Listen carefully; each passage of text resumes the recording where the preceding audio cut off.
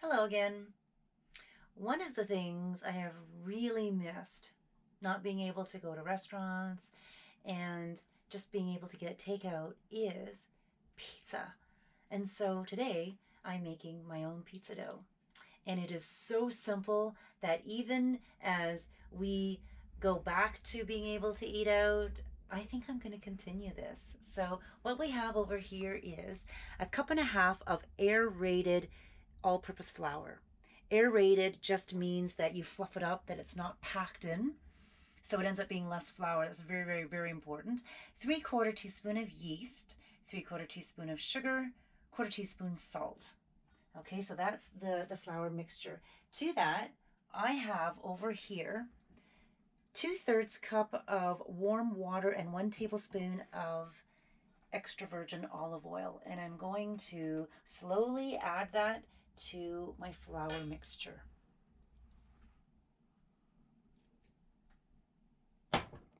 And I say slowly add because I have made this a few times now and never have I used all of the water. So it's important. You don't want to make it overly dry, and you are going to be kneading this. Ideally, you have a stand mixer and you've got, I don't know what they call it, a dough hook or whatever, and that will do the work for you. But you see, I don't have that. So I'm doing it all by hand. And, you know, in the back of my mind, I remember when I first made this, the thought I had was, as long as it's better than frozen pizza, right? Because that's what I had been eating. That's what we had been eating. And frozen pizza, it's all about the dough, and it would be hard, crispy, totally disgusting. So my standards were quite low. What can I say, right? And anyway, this looks like it's ready for hand kneading now. Before I take it to the floured surface, I always do this in the bowl first.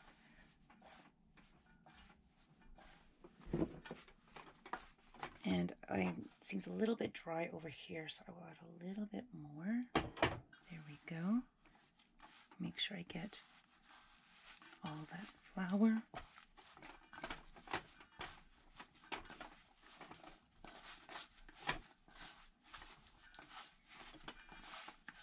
Need a little bit of muscle here, folks. Another thing I miss, going to the gym. Although we've all had to get inventive, I'm working out at home, as most of us are. All of us are. And I'm missing those weights. So I started using water bottles. Not ideal. Better than nothing. Okay, that looks ready for the flour to surface over here. So I have just a little bit of flour here, and I'm going to knead it. Get out all your frustration, right? Ugh, I wish I could go to the gym. Ugh, I put on a couple of COVID pounds or two. But hey, man, it's all good, right? I'm making pizzas, which I have never made before. And the toppings, of course. I mean, heck, you put whatever you want on it, you know. That's Brent's department. He works the dough later, which that's another segment. That looks awesome. Now, probably, you guys, this is the funnest part of pizza dough making, okay? One must spank the dough. Must you? I don't know. But I'm loving this, right? Okay, move it around. Spank that dough. Woo! Yeah, baby. One more time. Okay. Necessary? I don't know. Fun? Absolutely. Right? Okay. Looking awesome, hey? Looks like pizza dough. Looks like pizza dough. Look at that.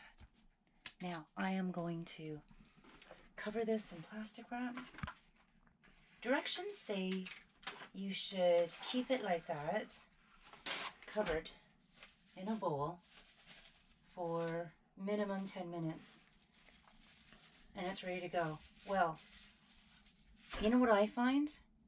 the longer you leave it, the bigger it gets, the better it is. So if you can, leave it for at least an hour or longer. I mean, obviously, there comes a point where it won't get any bigger, but I've let it sit for hours, and that's fine. So, anyway, there you go. Pizza dough. Today, we're making pizza. So I'm gonna get my dough ready. So I'm gonna sprinkle some flour so the dough doesn't stick to the counter. Not a lot, maybe 1/8 of a cup. I'm gonna grab the flour that Cami made this morning, or today. And how long has it been sitting there, Brent? I'm not even sure. A couple hours? Longer than that, I'd say 6. 6 hours? But you really only need it to stay for 10 minutes. But the longer you leave it, the bigger it gets. So you want to just coat the ball a little bit in flour, not a ton. You don't want to get too floury. And you start kneading from the center out. Just try and stretch it out a little bit. And then from the center out some more. So you get a nice 6-inch dough. Some people like it this thick and it makes a big fluffy crust. But Cami and I like it thin. So I'm just going to dip the other side a bit. A thinner pizza is also a bigger pizza. Yeah, and it makes it bigger, absolutely. Yeah. So one thing you can do is use your knuckles and just gently spread it apart so that it stretches. You don't want to do it too fast, it'll break and you get holes in it, and that's not good. So, and you can see that it's slowly relaxing and becoming a little less elasticy. And then what you do is grab it from the top gently with your fingers, and you just slowly let the weight of the dough stretch itself out. And because we're not making a round pizza, it doesn't really matter what shape we get, as long as we get a nice thin sheet of dough. And then you can go back to the fingers. Ooh, it's relaxing nice now. I feel it. So, you have to spray the thing. Yes. So I'm just going to put some Pam or vegetable spray on here so the flour doesn't stick. Some people use a bit of flour and just sprinkle on the pan, but I find that it, in our oven anyway, it burns a little bit and it ends up smoking, and so we just use Pam. It works just as well. You do that really well, Brent. Oh, thank you, babe. So we've got a fairly large pan here. I don't want to stretch it too far because our dough is not that big. But we've got a nice, fairly decent sized pizza here. And you can see how thin it is. You can see right through it almost in some areas. Oop, put it in a hole. So if you do make a little hole, it's good to actually close it a little bit, just because things will leak out. So that's as big as that's going to get. It's pretty good. It's almost as big as the cookie sheet. So now we have our dough all spread out on the pan, and I'm just going to add some olive oil, which is over here. I usually put in a cap, that's what I do. So about a capful, and I spread it around. And while in the cooking process, the oil seeps up through the cheese, and it just adds a really nice flavor to everything. So I just spread it around a bit. The pastry brush? Pastry brush. Or a back of a spoon, right? Need a bit more on the back of a spoon. Yeah, whatever you got, it's good. It's a bit of a bigger pizza. So okay.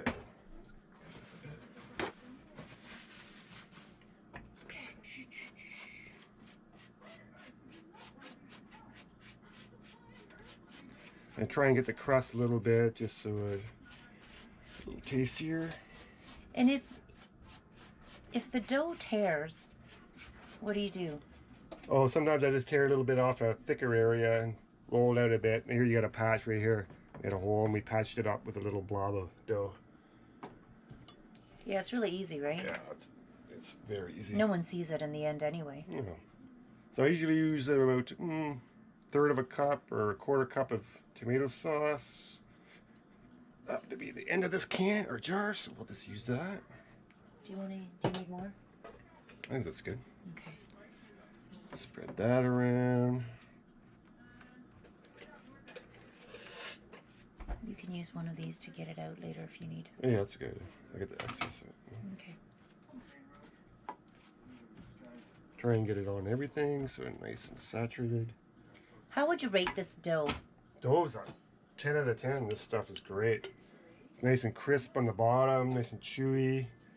If you make it a bit thicker, it'll be a little chewier to eat, but we like it thin so that the ingredients really come through. Way better than frozen pizza. Oh my god. Any day. Big time. And maybe even better than a lot of pizza places. It's the crust on the frozen stuff. It just tastes like cardboard. It's not very good. Okay. Now it's cheese time. We got our chunks of mozzarella and a grater. And I just go around in a pattern, spreading the cheese evenly across the pizza.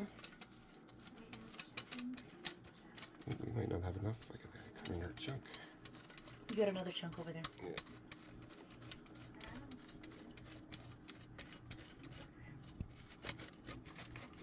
And the reason I'm not doing this and Brent is because Brent always does this.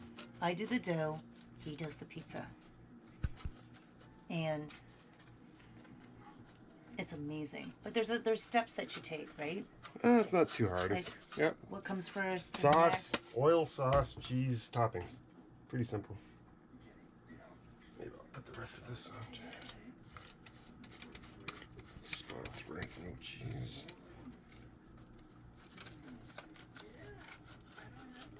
So what sort of cheese do you have today? We have mozzarella. We have feta. I think that's it. Maybe a bit of parmesan at the end. I'm not sure. No, that's for the asparagus. No. Okay. So these last little chunks, don't worry about it. You can either put it on the pizza or you can eat it. I just eat it. How is it? It's delicious. There we go. Now I usually start with the tomatoes. It's because they're bigger than everything else. Spread them out pretty good.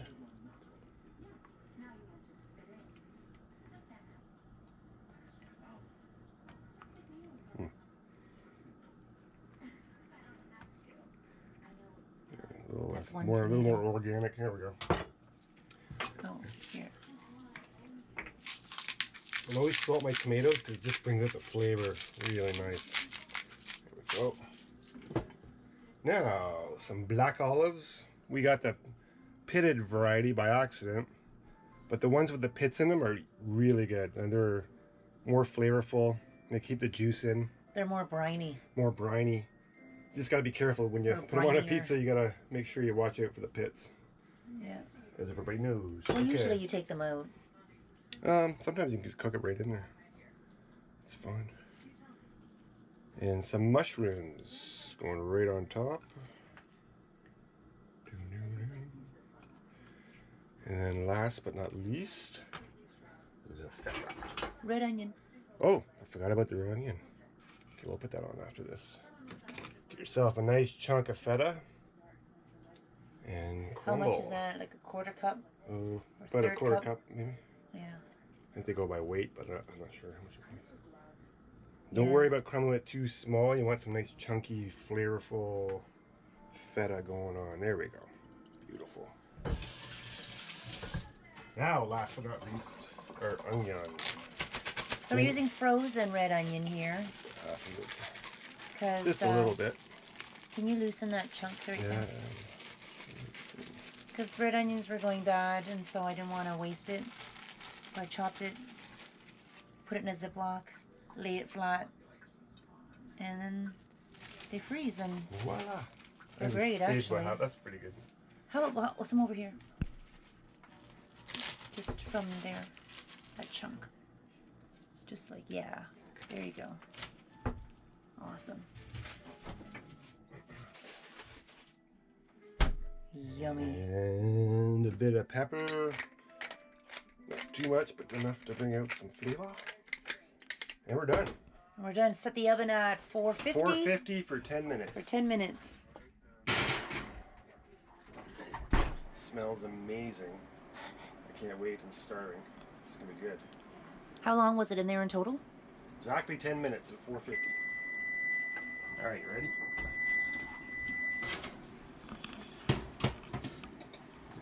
Ooh. Wow. Wow, that looks great. The feta melted right down. Look at that.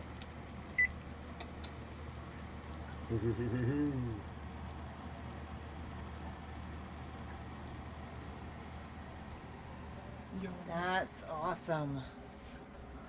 Wow. Might as well cut it. Do you want to?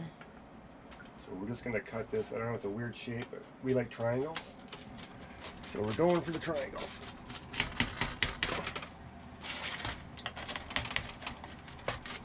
Oh, I feel that nice crunch at the bottom.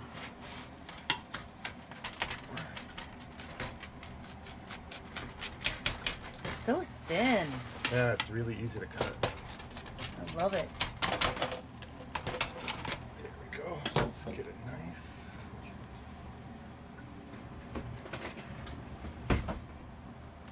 Just got a couple things here.